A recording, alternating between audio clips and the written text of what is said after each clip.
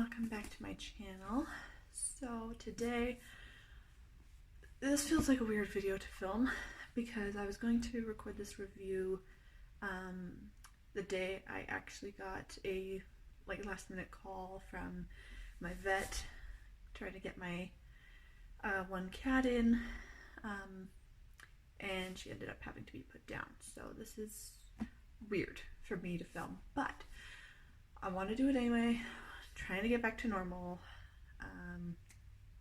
Yeah, so the book I wanted to review today was The Girl with Stars in Her Eyes by Xio Axelrod. This one, I hated. I really did. Also, before I get into it, I'm so sorry for the terrible angle. I'm trying my best here, but the way I have to face and with everything else laid out in the room I'm in, it's not great. So I apologize for that. But anyways, this book, it sounded so promising. A big problem that I had with it was that the synopsis spoils the entire book. There are a few more minor details and stuff like that that don't that aren't mentioned in the synopsis, but all of the major plot points are in the synopsis. So I'm just gonna read it real quick so that you know what I'm talking about here. Okay, so it's kind of a long one, so stay with me. Her name's Toni Bennett. Yeah, she's heard all the jokes before. And she's not a rock star. Neither are the Lilies. Not yet. But the difference between being famous and being almost famous can be a single wrong note, or the start of something that'll change your life forever. Growing up in dive bars all along the East Coast, Toni Bennett's guitar was her only companion until she met Sebastian Quick. Seb was a little older, a lot wiser, and before long he was Toni's way out, promising they'd escape their stifling small town together. Also, let me just pause for a minute. Sebastian's 1 or 2 years older than her. So he's not a lot wiser, he's just... it's weird. Okay, anyways. Then Seb turned 18 and split without looking back. Now, Toni's all grown up and making a name for herself in Philadelphia's indie music scene. When a friend suggests she try out for a hot new up-and-coming band, Toni decides to take a chance. Strong, feminist, and fierce as fire, Toni B and the Lilies are the perfect match, except Seb's now moonlighting as their manager. Whatever, Toni can handle it, no problem, or it wouldn't be if Seb didn't still hold a piece of her heart, not to mention the key to her future. Is this an actual band? Because I know the author is actually in the music industry, but... Okay, that's interesting, because they have a website, a Twitter, Instagram, all of that. Okay, well, I mean, good for them, but that's weird. I didn't know about that. So, yeah, Sebastian left her. The whole, the climax of the book is her getting the deal with the Lilies, which is said right here.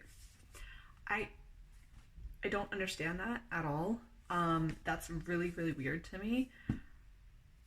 And it was so frustrating to read. And the thing is, too, is that this is actually a dual perspective, which I did not get the implication of from the synopsis. It seemed like it was just Toni's story from her perspective, and that's it. I expected this book to start a little bit before her getting the deal and then meeting the band and going on tour and stuff like that. That's what I was expecting, and it's not that at all. She doesn't actually get the deal and meet the band until chapter 15 or 16. And I am so confused by that. I don't understand it. It's weird to me. I know, I'm sorry, I know I keep saying that it's weird, but I'm trying to have the proper words to explain this book, and it kind of failing me, even with my notes. It's just, this book's a mess. And because of the dual perspective, see from Toni's perspective and Sebastian's perspective, and Sebastian is already the manager of the Lilies, and so he knows the band and stuff like that already. And then when Toni joins in, we get a reintroduction of characters you've already like read about, but it's from her perspective, so it's like really repetitive in that way, and it was really weird. The dual perspective is not necessary, and I don't know. I don't know, man. It was strange. It was really strange. And then, now, the characters. One of the girls in the band, she is so incredibly, like, manipulative and toxic. It's one of those things where it's like, because like part of the whole thing is that another thing that was not implied by the synopsis was that Toni was initially going to be joining the band as like a temporary fill-in position for the one character who's really toxic. Her name is Candy. So she was initially filling in for Candy, and the thing is, the thing that the synopsis spoils about that is that it's like, well, the synopsis says that, like, you know, I got the implication that you know, she was gonna be like permanently in the band by the synopsis. So the fact that in the book it's like, oh, it's a temporary thing, I'm just like, of course it's not gonna be a temporary thing. Like, of course she's gonna get the full-time lead and Candy's not gonna get back into the band. Like, it was obvious. So I hated Candy's character. I really didn't like the other members of the band. They were all like really kind of snobby and very like entitled, and I hated that. Having like entitled characters or people, or like characters who are just kind of like bad people, like, okay, that's understandable. Like, that's not a problem. But when it's like almost every character that's like that gets frustrating for me to read. And then as far as Toni goes, she's an okay character. I found myself like rooting for her at some points, but mostly I wasn't really attached. And then when it came to Sebastian, I don't think I have ever rolled my eyes as much at a character as I have with Sebastian. I hated the guy. He was absolutely ridiculous.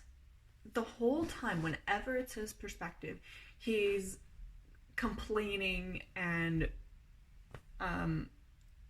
you know, throwing a pity party basically, because like, oh, I made the terrible mistake leaving her behind, and it's like, yeah, you made a mistake, get over it, you can't change it now. And like, she tells him like multiple times, like, hey, I don't want to talk about it, I just want to focus on like the music, I'm not interested in like rekindling a friendship, and stuff like that. But he keeps pushing it. Like, he drives her home in one scene, and he basically is saying that like he doesn't want her to leave the car until they talk about it a little bit, and until he confesses his regret or whatever. And it's like, boundaries, dude. Like, he's so disrespectful of boundaries. He's so disrespectful. He's so rude. He's creepy and like possessive. Like, it's mild, but like the implication is there that like he could very easily become like this stalker ex-boyfriend kind of deal. And I hated his character. I absolutely hated it. I didn't technically read all of it, the book. I read to a certain point, I got fed up with it, and then I just skimmed the rest to see if like anything actually happened in the book. That's the other thing, like, nothing happens. Basically, nothing happens in this book. It's ridiculous. The point that I stopped actually reading it was when Sebastian and Toni were having a conversation. They were like at a bar or something and they were celebrating something. I forget what. Whatever. And again, he talks about his regret and how he shouldn't have left her. Whatever, right? And then he says the line, "I haven't earned you." Do you know how infuriating that was for me to read? Like, I don't think you do. Because, like, okay, if he had said, "I haven't earned your forgiveness," okay, great, fine, perfect, nothing wrong with that. I mean, it's a little, like, but like, that's not that big of a deal. But just saying, like, "I haven't earned you," that's possessive, at least in my opinion, and that's like a red flag going off. Do not date this dude. Do not go for him. Nuh-uh. No. I wouldn't have such a problem with it if Toni had just like up and left and like, "Nah, I'm not doing it. I'm not associating with you at all anymore."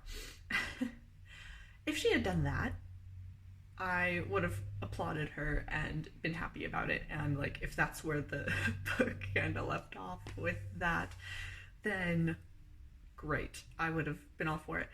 But no, she falls for it and she's like, "Really?" I'm like, girl, no. You deserve much better than that.